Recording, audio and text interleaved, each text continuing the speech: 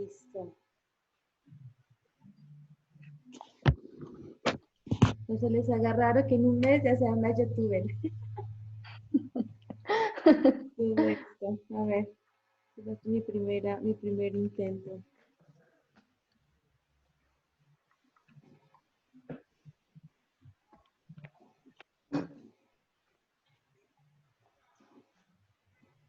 Ah, listo, ya se está grabando.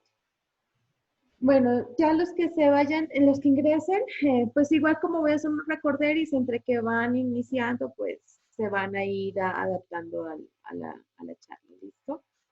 Entonces, muy buenos días a todos. Pues yo creo que ya, bueno, aquí hay unas reglas para este tema de lo virtual y de las clases en línea, es que em, pues obviamente, si alguien quiere comentar algo, es mejor que lo comentemos por chat, ¿sí? No hablemos todos. Ahorita hay gente que está viendo televisión, estoy escuchando que están viendo televisión, o que están escuchando la novela, estoy escuchando la música. Entonces, sí, la recomendación es desconectar o poner tu audio o cancelar el micrófono. ¿Listo? ¿Qué dice?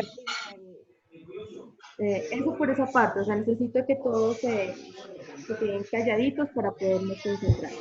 Y la otra situación es, si alguien tiene preguntas, por favor utilicen el chat. ¿Sí? ¿Todos saben dónde está el chat? Y entonces, miren, ustedes aquí les va a aparecer unos tres punticos donde dice más, y por aquí voy a ponerles buenos días. Por este chat hacemos preguntas. Y la idea sí es que las resuelva al final, listo, como para no cortar la clase. Ustedes las pueden hacer las preguntas en la medida que yo voy haciendo la presentación, pero las resolveré al final. ¿Les parece? Para no bloquear pues la presentación. ¿Listo? Bueno, entonces vamos a iniciar.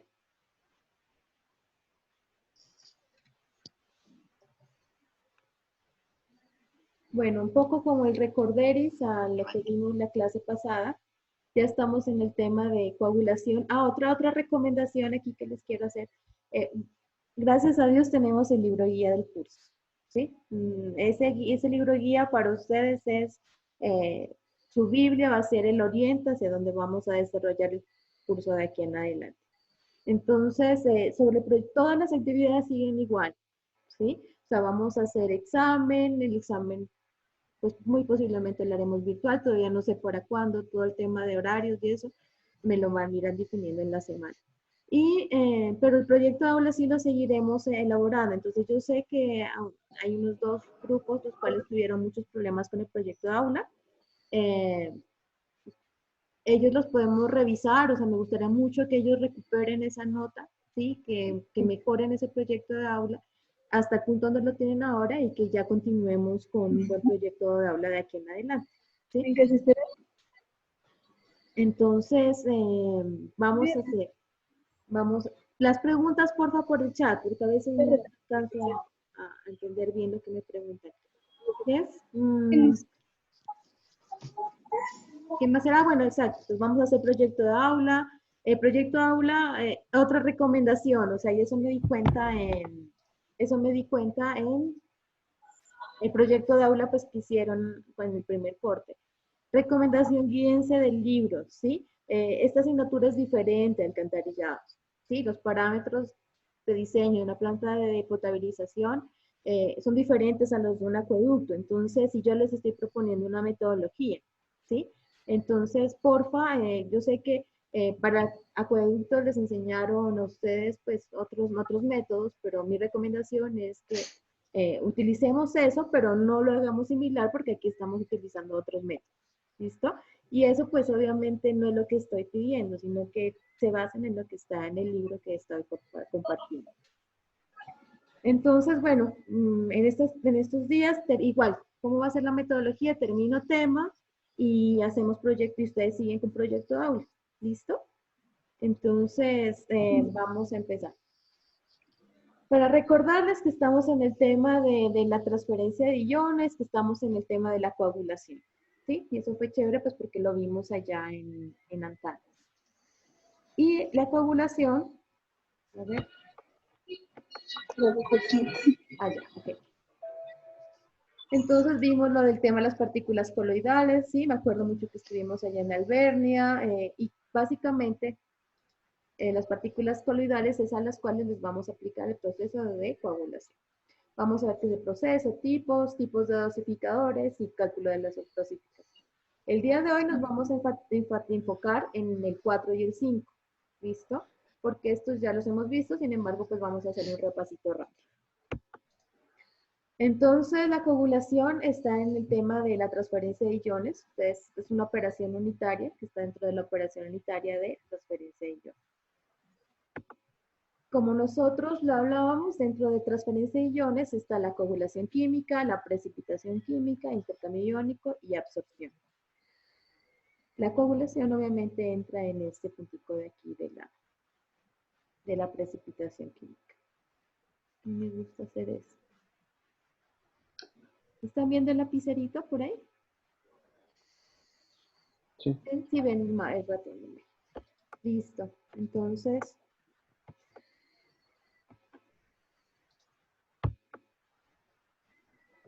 puedo hacer esto. No tengan paciencia que esta es mi primera vez por aquí.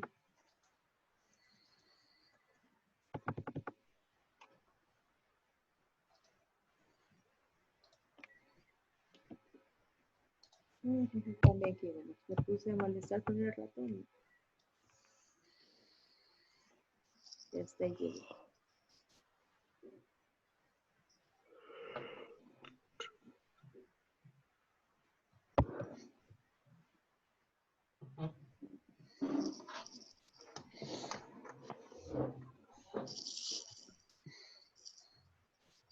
Adiós. Organizo esto.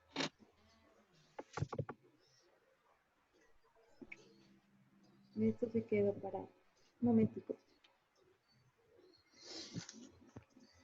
Listo. Entonces, seguimos. La coagulación es un proceso químico, ¿sí? Obviamente que es el proceso en el que vamos a desestabilizar las partículas coloidales. Como ya habíamos hablado, las partículas coloidales están cargadas y su carga siempre es positiva, ¿sí?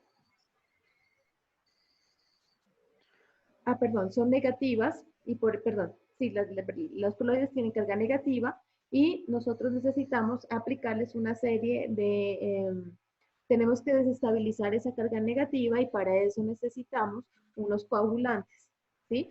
Que por lo general son diferentes iones que se caracterizan por su potencial de valencia, como lo podemos ver aquí en esta parte. Entonces, el hierro, el aluminio, el zinc, el bario, el calcio, el magnesio, todos ellos tienen un poder coagulante y todos, como podemos ver, tienen una carga positiva. ¿Y por qué es positiva? Pues porque para los coagulantes nos interesa desestabilizar la carga negativa que tienen los coloides, ¿no?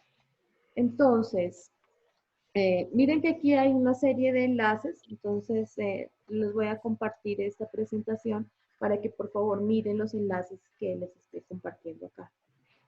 Entonces, una de las tareas es retroalimentar esta presentación con los enlaces que ya tenemos ahí. ¿Qué es un coloide? Como ya hemos visto, se encuentran en suspensión. En nuestro caso, se encuentran en un líquido, pero ustedes saben que también pueden encontrar coloides en la atmósfera, pueden encontrar coloides en las partes sólidas, pero pues en nuestro caso en aguas es los que se encuentran en el agua, ¿no? Pueden tener un tamaño bastante pequeño. En muchos microscopios ni siquiera los pueden ver, tienen una dimensión entre 1 y 1000 milimicrones, o sea que, miren, por esta dimensión es que no pasan, es que pasan por todos los filtros que nosotros utilicemos, ¿sí? Ya necesitamos unos filtros muy especializados para poder eliminar los coloides mediante la filtración. Y son cargadas eléctricamente, como hablamos anteriormente, siempre, por lo general, van a tener una carga negativa. Aquí está lo que yo les hablaba. Estos son estas son las partículas y su tamaño, ¿sí? Entonces miren que los Los coloides pues están casi en milimicrones y acá tenemos, y miren, aquí, este bordecito de aquí donde, ¿están viendo el mouse o no están viendo el mouse? Pregunto. Sí, se mira. Sí, profe, Sí, sí, sí se se lo mira. mira. Entonces, aquí, El de acá, el del computador. aquí, ¿qué les digo? En este bordecito es el papel filtro, ¿sí? Los poros del papel filtro que ustedes ya vieron en el laboratorio. Entonces, miren que los coloides atraviesan el papel filtro. Y se acuerdan que en el laboratorio hicimos un ensayo en el cual estaba, que era, nos decía el color aparente, el real y el aparente. Entonces, los coloides son los que miden el color real, ¿sí? Porque atraviesan el papel filtro. Entonces, los que atraviesan el papel filtro ya son coloides, ¿sí? Los demás son partículas en suspensión. Entonces, bueno, y aquí vienen las propiedades. Entonces, esas partículas que atraviesan ese papel filtro tienen una serie de propiedades. Eso como lo habíamos visto muy didácticamente allá en el laboratorio. Entonces, tenemos el movimiento browniano, la difusión, presión osmótica, efecto del de Faraday, también unas propiedades de superficie y unas propiedades electrocinéticas.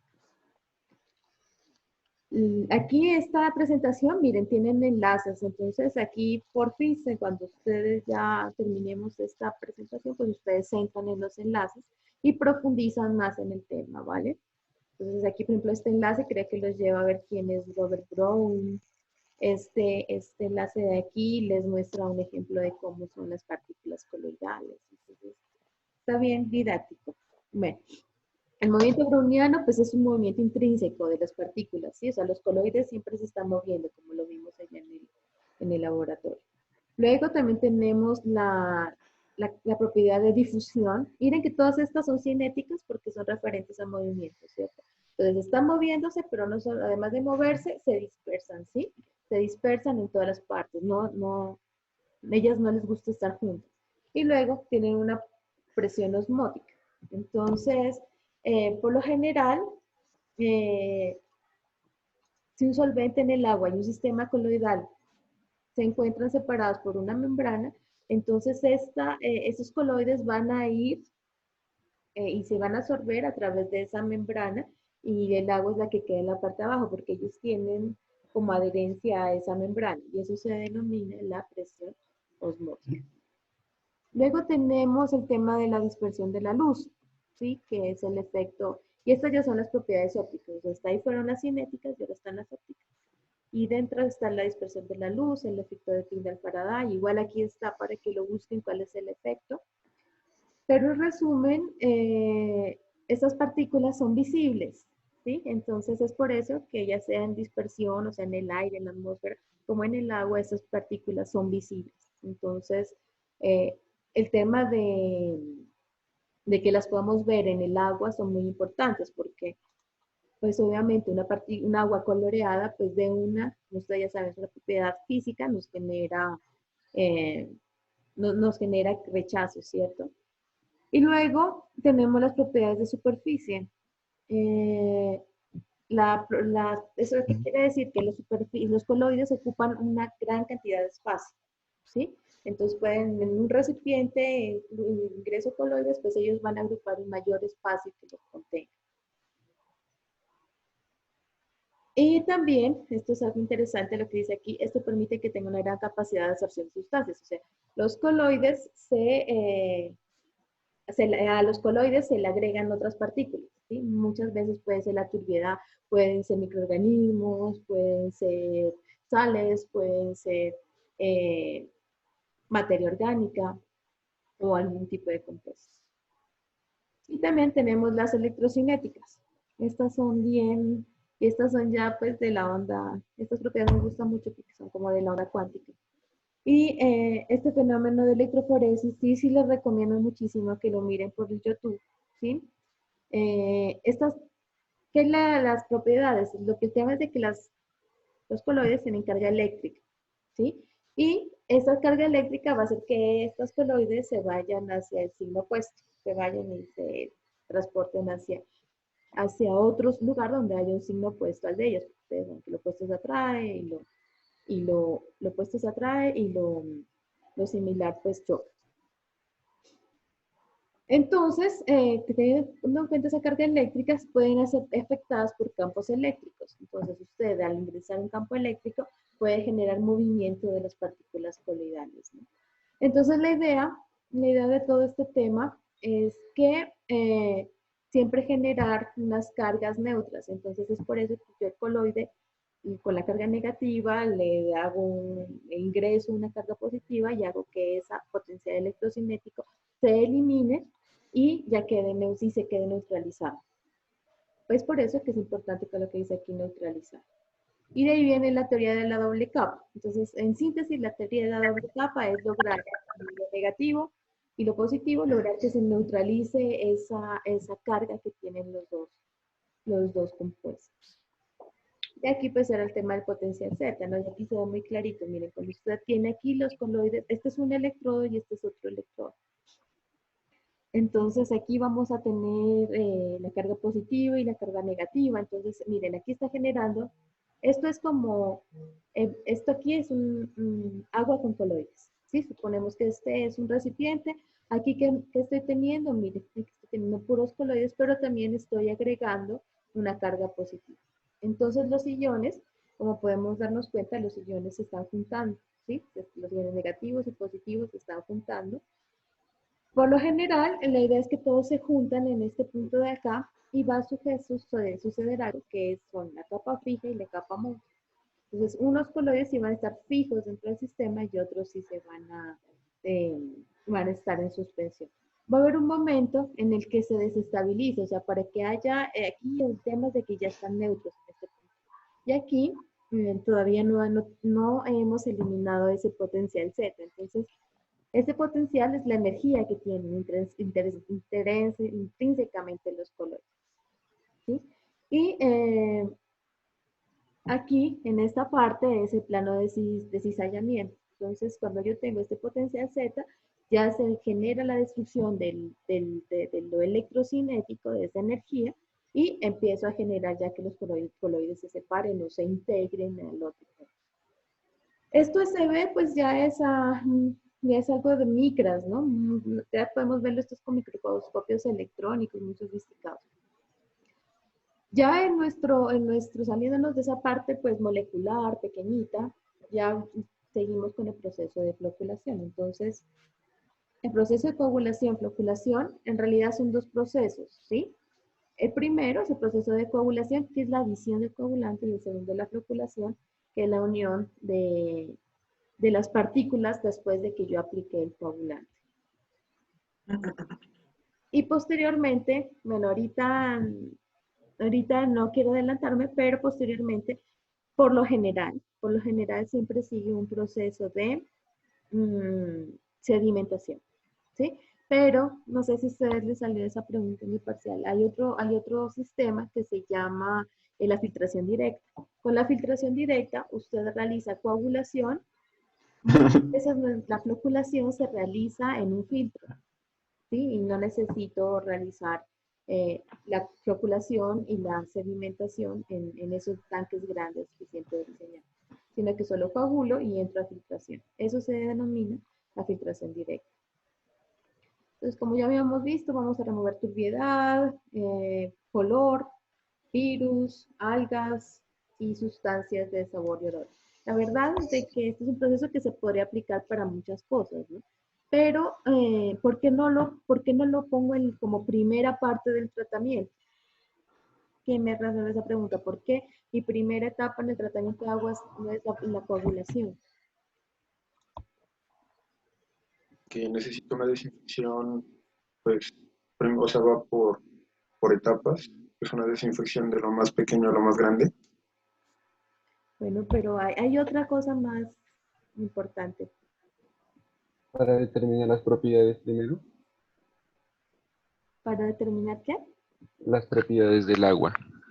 Ah, ya, pues primero se determinan las propiedades, ahí se mira, ¿no? Pero bueno, como estamos mirando aquí, miren, yo les estoy diciendo que se remueve turbiedad, se remueve color, se remueven virus.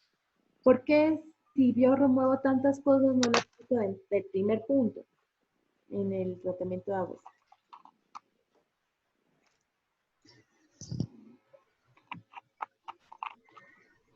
Porque Profe, porque primero se eliminan las partículas sedimentables, las que se eliminan por procesos de gravedad o de flotación también sería. Sí, pero ¿por qué? Porque, sí, yo sé, estás bien, pero ¿por qué no lo hacemos? Bueno, yo les voy a dar unas pistas. O sea, primero porque este es un proceso costoso, ¿cierto? O sea, al ingresar un coagulante al sistema y proceder a hacer la coagulación, obviamente es un proceso que me va a generar unos costos. Entre más contaminada sea el agua, más coagulante tengo que echar, ¿sí? Entonces, por lo general, lo que yo trato es de eliminar la contaminación, los sólidos, para que cuando ya me toque coagular, pues no se me generen unos flóculos tan grandes. Se imagina que yo de entrada aplique un coagulante a un agua sucia, pues obviamente los flóculos van a ser más grandes. Eso hace que mi tanque de sedimentación sea más grande, que mi tanque de almacenamiento de fango sea más grande.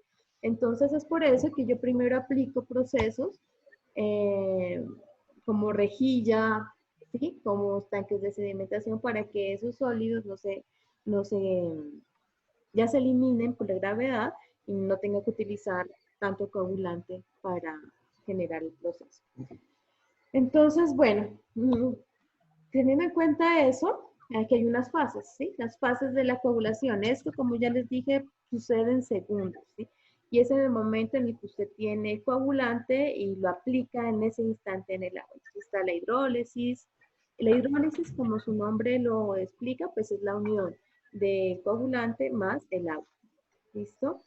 Luego tenemos la fase de la precipitación, que es la unión, cuando ya se empiezan, este coagulante se integra al agua y empieza a formar algo que es muy interesante, que es la polimerización, o sea, se empiezan a generar polímeros, ¿sí? Un polímero es esto que está aquí, es esta como, esta hebrita de hilo que ustedes ven aquí, ¿sí?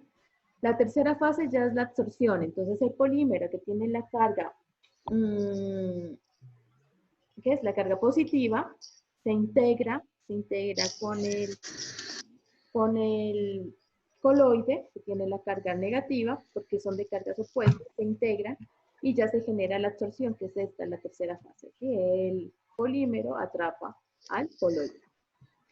Y la cuarta ya es que entre ellos mismos, sí, entre ellos mismos, polímero más coloide se atraen y se integran. Y luego ya vamos en la quinta fase, que ya es la acción de barrido. Y eso es algo que es algo bien interesante, porque la acción de barrido quiere decir que ya están los coloides juntos y ya empiezan a sedimentar. Y empiezan a caer o empiezan a...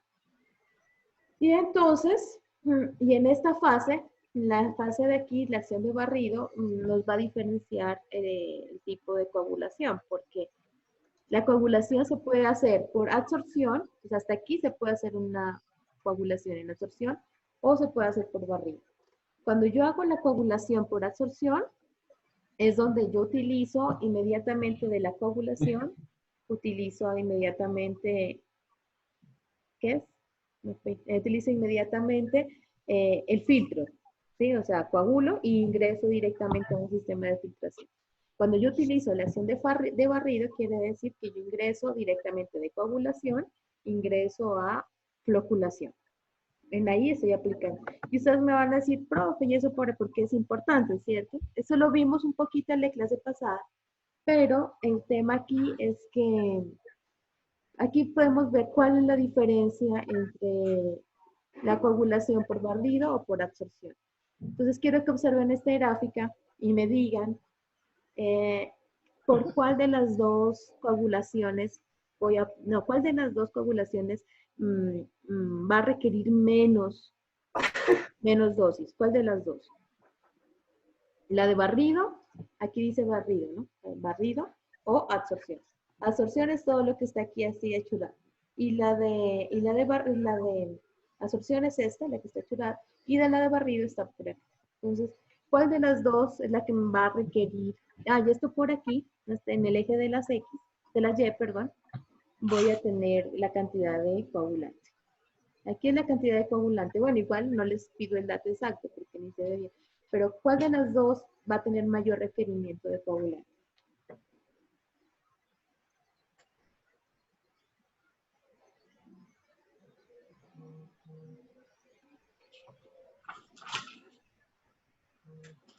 Chicuelos, ¿cuál de las dos?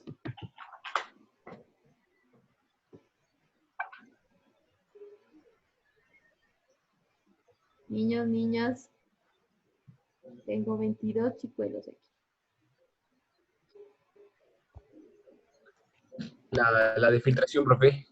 ¿Coagulación por barrido o coagulación por absorción? ¿Cuál de las dos me va a generar mayor,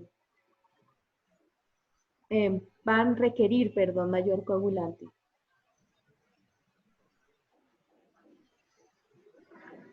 Sí, esta es pregunta de parcial. ¿Sí?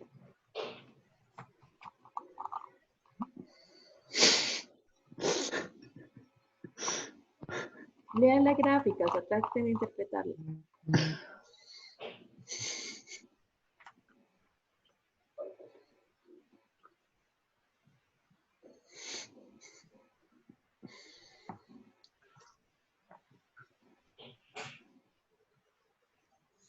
¿Cuál de las dos? ¿Se rinden? Sí. Sí, profe. Sí. Bueno, pues, entonces, miren, obviamente la coagulación por barrido es la que me va a requerir mucho más coagulante que una coagulación por absorción. La absorción estaría por aquí, ¿sí? Por aquí en la absorción. En cambio, miren que por barrido estoy necesitando mucho más coagulante. Este es el gráfico de Amir Taraja para que se acuerden. Allá en el libro está. ¿Y qué es? Y entonces, ya, entonces es por eso, cuando yo hago absorción, es donde inmediatamente del coagulante, del proceso de coagulación, coagulo, inmediatamente pasa a un filtro. Es por eso que no necesito no necesito llegar a barrido. Pero cuando yo aquí tengo el barrido, ¿sí? Qué chistoso lo que ponen esas fotos. Bueno, es que cuando yo tengo barrido, ahí es cuando yo utilizo la floculación. Entonces es por eso que muchas veces en la absorción es interesante trabajar con la absorción y con filtración porque requeriré menos coagulante y me estoy obviando dos procesos, que es el de filtración y el de sedimentación.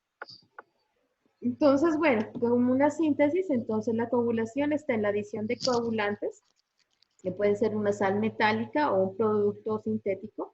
Dentro de las sales metálicas está la sal de aluminio, sales de hierro, que era lo que tenían en antanas. Y también hay polielectrolitos, que están iónico, catiónico y no iónico. Allá en el Centenario, que a propósito pues nos cancelaron la visita a Centenario por este tema del coronavirus, ellos allá en Centenario utilizan los dos, además de estas sales de aquí, las sales de hierro, como, perdón, el sulfato de aluminio, le ingresan además polielectrolitos, otro de sintético. Entonces, lo primero es eso, adición de coagulante, y después es cómo yo hago el proceso de dispersión de coagulante. ¿Sí? Y la dispersión de coagulante también tiene dos formas. Una por medios mecánicos y otros por dispositivos hidráulicos. ¿Y cuál fue el dispositivo hidráulico que nosotros vimos en Antanas?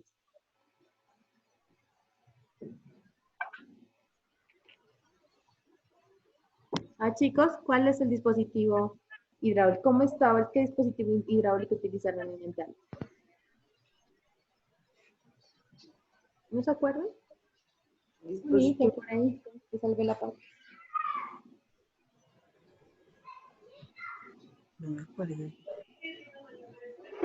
¿No? Están dormidos. Bueno, uno es la canaleta parche. ¿Sí? Lo que ustedes vieron allá en Antanas era la canaleta parche. En esa canaleta que generaba la turbulencia y en esa turbulencia se generaba la mezcla. Pero también hay otros dispositivos mecánicos, ¿no? Como paletas, turbinas y hélices. Entonces, los coagulantes más empleados. El sulfato de aluminio. Ajá, este sulfato de aluminio y las sales de hierro. ¿Sí? Las sales metálicas utilizan, como ya dije, el objetivo de ellos es neutralizar las cargas, o sea, las negativas y positivas hacen que ese sistema se neutralice, rompa el potencial Z. En el momento que se neutraliza es porque se rompe ese potencial, ya no y se integra, y se empiezan a integrar. Si todavía no se rompe el potencial Z es que todavía no están juntas, ¿sí? Pero el momento en el que rompen el potencial Z es que ya esa carga eléctrica que tenían que les impedía unirse, pues ya se rompió y ya se pueden integrar de nuevo. Y otros también hay otros tipos de coagulante, que cuando ya el agua está muy, muy turbia, pues yo ya ingreso los polielectrolitos, ¿sí? Que pueden ser catiónicos o iniónicos, ya depende del tipo de contaminación que yo tenga. Entonces, bueno, hablamos de sulfato de aluminio, ¿sí? Por lo general, miren que este siempre trabaja a pH de 6 a 8, entonces es muy importante antes de generar la coagulación, neutralizar el agua. Y luego, estos van a generar un flóculo pequeño y esponjoso, por lo que no se usa en precipitación. Y luego, la verdad es de que este sulfato de aluminio es uno de los más empleados en el tratamiento del agua y en la reducción de coloides orgánicos y fósforo. Luego también tenemos el sulfato férrico, que yo le digo sulfato de hierro, ¿sí? Y funciona a pH de 4 a 11. Miren, cuando ustedes tengan un agua y no deseen neutralizar, pues es mejor utilizar el sulfato de hierro que el sulfato de aluminio, ¿sí? Ya que está funcionando a niveles mayores. Tiene un rango de pH mucho más elevado que el sulfato de aluminio. También tenemos el cloruro férrico, ¿sí? Son iguales a los anteriores, pero tienen un intervalo de pH más corto. Y luego tenemos el aluminio sódico. Este se emplea, pues ya a estas alturas, este aluminio sódico que utilizamos. Los que más utilizamos en la actualidad es el sulfato de aluminio y el sulfato de hierro. Y entonces, eso por la parte de los coagulantes metálicos. Luego tenemos los ayudantes de coagulación, que son los polielectrolitos. Los polielectrolitos son iónicos, son polímeros naturales o son polímeros sintéticos. Y según su carga, son iónicos o no iónicos.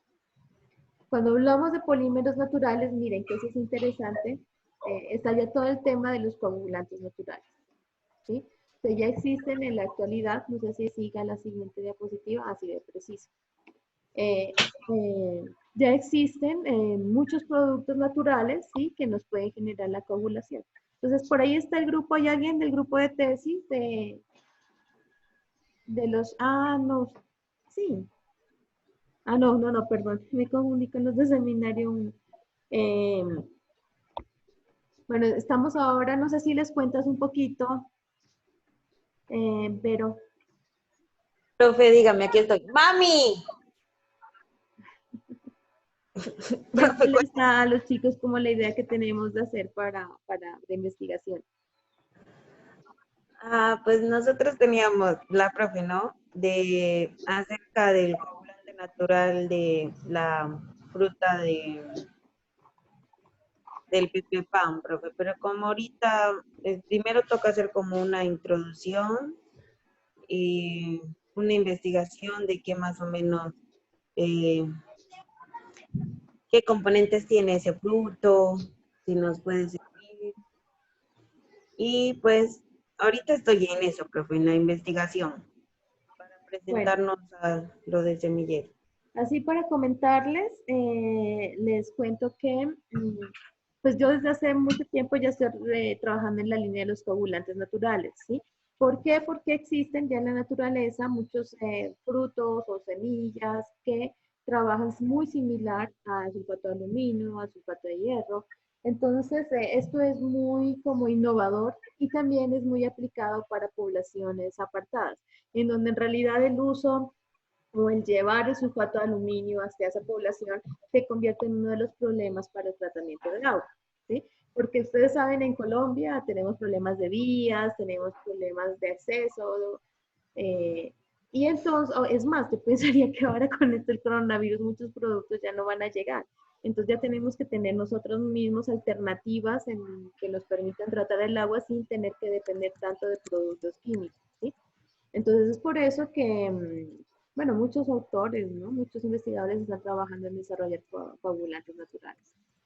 Entonces, bueno, yo trabajo mucho, así como para que lo sepan, en el tema de la moringa oleífera. Estaba trabajando con esa planta ya unos años y de hecho investigación relacionada con el tratamiento de aguas. Entonces, la moringa es una planta muy grande. Esa planta yo les recomiendo, por ejemplo, ahora ya venden té de moringa.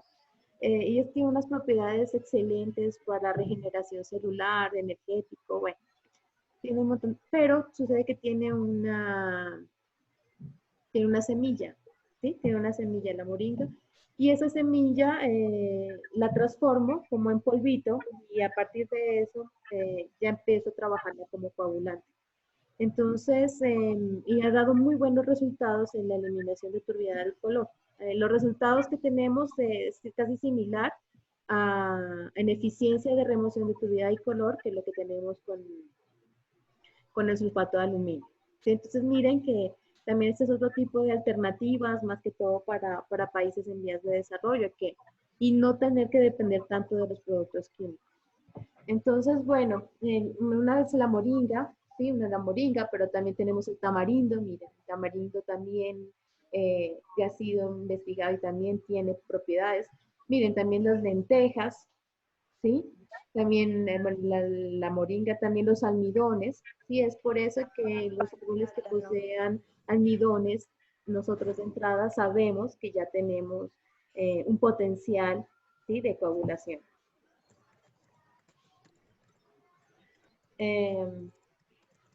Y tipos de dosificación. Entonces tenemos, bueno, una vez yo tengo el coagulante, ¿sí? Una forma es de generarlo y dosificarlo en la dosis exacta, porque como lo vimos en clase, una de las cosas que no podemos hacer es sobredosificar, ¿sí? Primero por costos y segundo porque la sobredosificación me genera más turbiedad en mi sistema.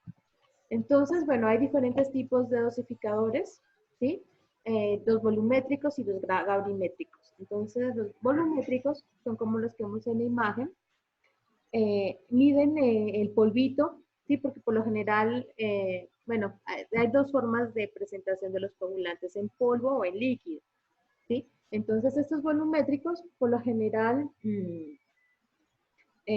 lo miden en polvo, por eso tienen aquí esta tolva. Entonces, ellos, y aquí tienen una bandita donde van poniendo y disponiendo pues, la cantidad de polvo que se requiere. Y luego los gravimétricos, ¿sí? Entonces, estos son los que pesan el material, o sea, si es polvo, entonces por determinadas dosis los van disponiendo en el sistema. Luego están los de solución, ¿sí? Esos fueron los que vimos allá en EMAS. O también hay, bueno, también el polvo lo pasamos en solución líquida y después empiezo a dosificar en solución, que estas son las bombas. Estas son mucho más precisas, ¿no? Estas son bombitas. Este tipo de bombas están en Antanas y allá en Centenario también. Entonces, esto por bombeo se emplean bombas de pistón o diafragma, la bomba es muy precisa, pero no podemos utilizar con productos corrosivos. Este es el sistema de gravedad para los líquidos, ¿sí? Pero funciona como un tipo de bomba que funciona de acuerdo a la gravedad. En realidad, los más empleados son estos sistemas por bombeo, ¿sí? En donde ya estas bombas me dan una dosificación exacta, porque lo que en realidad se desea es tener una dosificación exacta.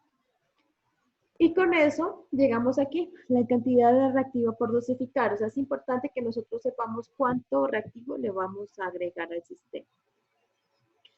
Entonces, ¿de qué va a depender eso? De la concentración o pureza del compuesto que se utiliza. Entonces, cuando se dosifica en seco, el valor se puede ser hallado mediante esa expresión, donde W son los kilogramos por hora de ese polvito, ¿sí? De ese polvo, ya sea sulfato de aluminio, de cloro sódico o del coagulante que yo desee. El 3.6 es una constante dividido entre dosis que se requiere aplicar. Esta es la pregunta. ¿Esta dosis de dónde saldría? ¿Alguien tiene idea?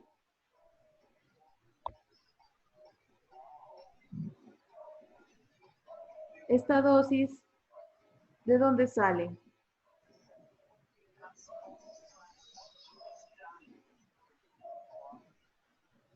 A ver, por aquí, por el chat, alguien que se anime. Ese valor de la dosis que se requiere, ¿de dónde lo podría obtener? Del ensayo de...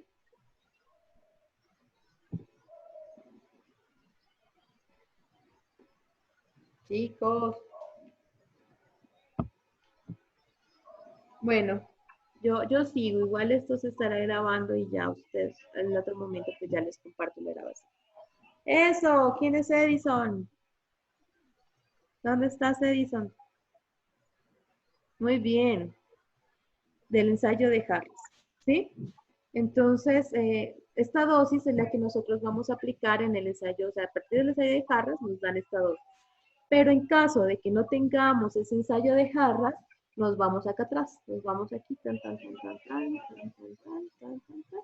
Y con este gráfico de Amir Taraja, podríamos decir más o menos qué dosis le podemos agregar al sistema, ¿sí? Entonces, por decir algo, mi agua tengo un pH de 7 y voy a aplicar la coagulación por barrido porque le voy a aplicar floculación y voy a hacer un tanque de sedimentación. Entonces aquí llego, esta es la parte óptima, y de aquí llego y me voy hacia la dosis de coagulante, ¿sí? Entonces ahorita no lo veo, necesito un zoom, pero esta sería la dosis mínima. En caso de que no haya jarras, ¿sí? Esto no lo vayan a hacer siempre. O sea, si tienen la posibilidad de hacer jarras, lo que les den jarras. Y lástima que pues estemos en este problema porque nos íbamos a divertir harto en el laboratorio. Mañana, esa es otra cosa. Mañana les voy a mandar un enlace, ¿sí? Para que miren cómo es el ensayo de jarras. ¿Listo? Para que ustedes estén pendientes de cómo se hace el ensayo de jarras y cómo se desarrolla en un laboratorio. Yo por ahí tengo unos videos de algunos laboratorios de ensayos de jarras. Y bueno, entonces por aquí llegamos. Y si yo voy a hacer por barrido, pues como ya les dije, si mi agua tiene 7, pues más o menos por aquí. Y esta sería la dosis que yo necesito de coagulante. Estoy en absorción. O sea, si voy a pasar de coagulación directamente a filtro. Sí, entonces, bueno, por aquí, pam, pam, pam. Entonces, esta dosis la obtengo de esos ensayos.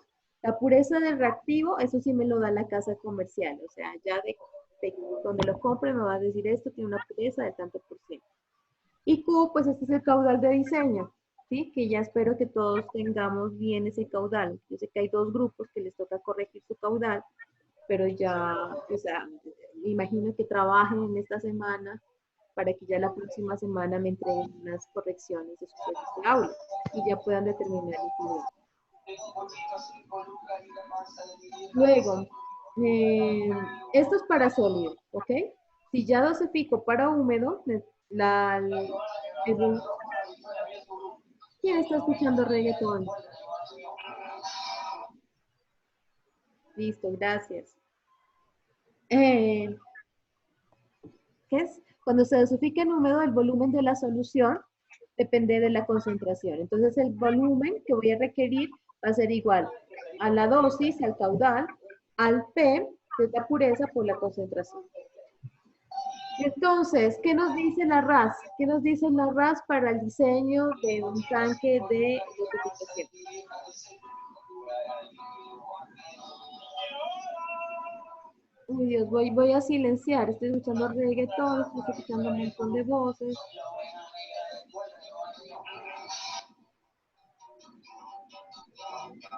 A ver, esperen, estoy escuchando muchos sonidos. Nicolás, parece que es profe Nicolás. Nicolás, bájale. Perdón, espérate, estoy viendo cómo desconecto. Ya, me parece que ya le bajaron. Listo, a ver, bueno, voy a seguir.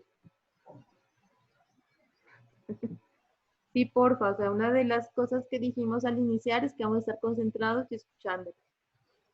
Bueno, listo. Entonces, ¿qué nos dice la raza al respecto? Nos dice que nosotros tenemos que diseñar para no menos de 2 tanques. O sea, siempre vamos a diseñar 2 tanques, ¿sí? ¿Por qué 2 tanques de dosificación? Porque si el uno se llena o el uno lo lavo o le hago mantenimiento, pues tengo el otro tanque para que me esté funcionando. Ustedes saben que en tratamiento de agua yo no me puedo esperar a que, no puedo dejar de brindar agua a la gente porque estoy haciendo limpieza, ¿cierto? O sea, siempre tengo que garantizar el flujo del agua a la población, porque es muy bien necesario, de primera mano. Entonces, bueno, cada uno tiene que tener un periodo de retención no menor de 12 horas, ¿sí? O sea, los tanques se diseñan para un periodo de retención de no menor de 12 horas. Y las concentraciones usadas por lo general son del 5 al 20%, especialmente cuando trabajo con sulfato de aluminio. Concentraciones mayores ya requieren una dilución posterior con más agua antes de que se aplique. Ustedes ya saben que el aluminio, cuando trabajo con sulfato, el aluminio también produce pues turbiedad en el agua, pero el ser humano, y ese es el punto de la otra tesis que estamos haciendo, ¿sí? De los contaminantes emergentes. O sea, ese aluminio que atraviesa los filtros, que atraviesa todo el sistema y que lo están dando en el agua, pues eso nos puede producir muchos problemas. Algunos autores dicen que produce cáncer, sí, que produce Alzheimer y muchas otras cosas en el cuerpo humano. Entonces, es por eso que no debemos pasarnos con la dosis del coagulante. Y aquí viene el ejemplo. Entonces, ahí viene cómo vamos a diseñar el tanque. Entonces, se requiere construir un tanque de solución para dosificar sulfato de aluminio en solución en una planta de tratamiento. Es un ejemplo de 150 litros por segundo. Ustedes aquí, para su proyecto de aula, pues ya utilizarán su caudal de diseño que les dio. Si la pureza de sulfato de aluminio es del 89%, ¿cuál sería el volumen de dichos tanques? Suponiendo que se piense trabajar con una concentración del 5%. Si la máxima dosificación de coagulante que se le quiera aplicar según el ensayo de jarras es de 3 miligramos por litro. Entonces, bueno, la recomendación para cuando ya estén en el diseño de su proyecto de aula es aplicar los mismos valores de aquí y variar únicamente el caudal, ¿no? Entonces es muy sencillo, la fórmula es igual, como es un líquido, si se dieron cuenta, aplico esta fórmula que es D por Q por la pureza por la concentración. Perdón. Y tengo que, la dosis es la que dije anteriormente, que viene en jarras, por el caudal, pureza, la concentración mide en miligramos por litro, y esto me da igual a 0.1 litros, 0.01 litros por segundo. Por lo tanto, ese volumen es por segundo, tengo que pasarlo a día. ¿Listo? Entonces tengo que el volumen por día va a ser igual a 873.7 litros día. Y también, eso es lo básico, pero como ustedes saben, necesito yo un espaciamiento en la parte superior, un borde libre. Entonces yo más o menos le calculo un 5% más del volumen neto, ¿sí? Entonces, por eso le aplico el 5% más y me da un volumen de 917.4 litros día. Como el tiempo de retención, ustedes ya lo vieron según la RAS, ¿sí? Es de 12 horas. El volumen final del tanque vendría a ser 12 horas, es la mitad de un día, ¿cierto? Entonces, por eso que este valor de 917 lo divido entre 2 y me queda que el volumen es igual a 0.45 metros cúbicos. Entonces, aquí en la actualidad, o sea, antes los ingenieros pues todo lo hacemos en concreto, ¿sí? Pero ya ahora con empaques y muchas empresas pues ya tienen sus propios tanques ¿en qué es? En plásticos. Entonces, la tarea nuestra es identificar qué tipo de estos tanques nos pueden servir a nosotros. Obviamente, pues yo no voy a encontrar un tanque plástico de 0.45, ¿sí? Pero sí voy a encontrar uno de 500 litros como el que vemos allí. Entonces, lo que ustedes tienen que hacer es encontrar su caudal, encontrar el volumen del tanque, ¿sí? Y buscar en el internet cuál tipo de tanque se le aplica a su diseño, su proyecto de aula. ¿Sí me entendieron? Y con eso terminaríamos la clase de hoy.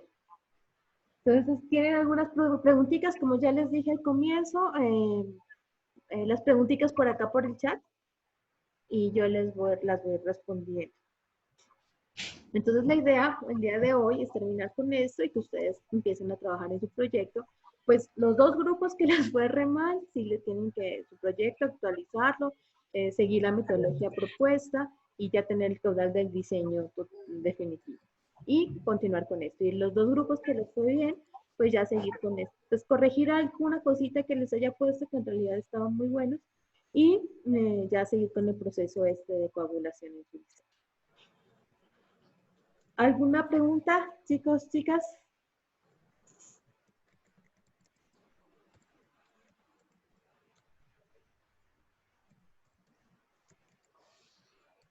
Te vas a montar ahí.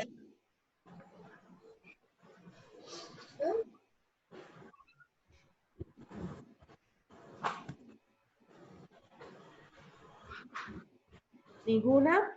¿Preguntas por el chat?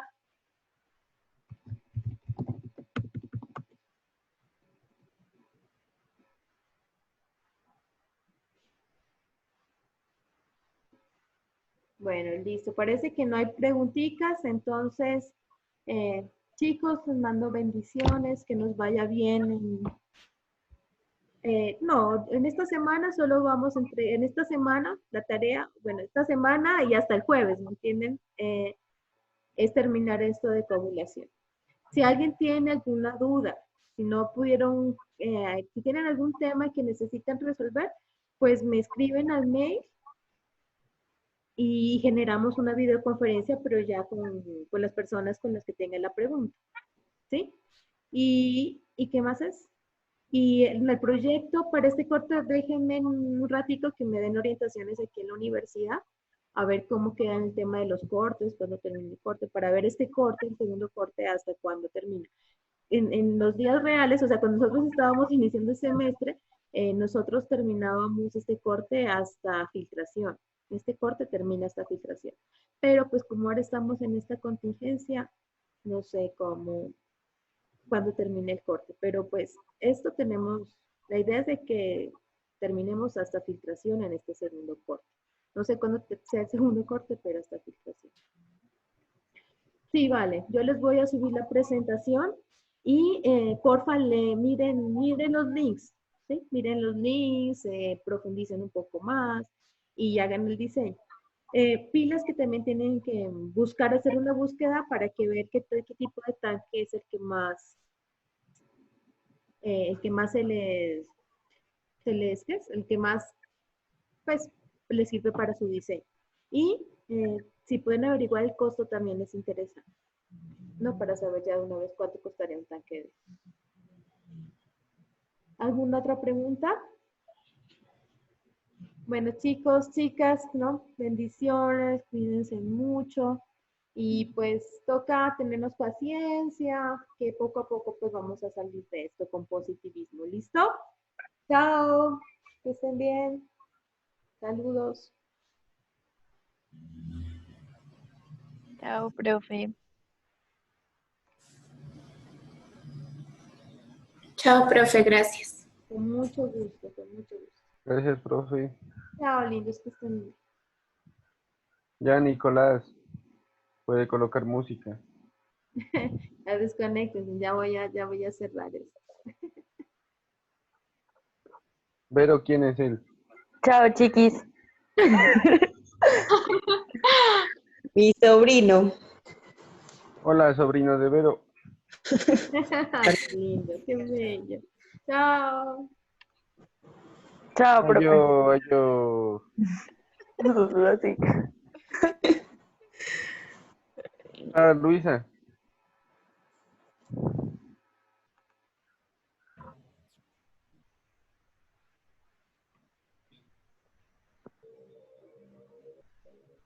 Ya, desconectense.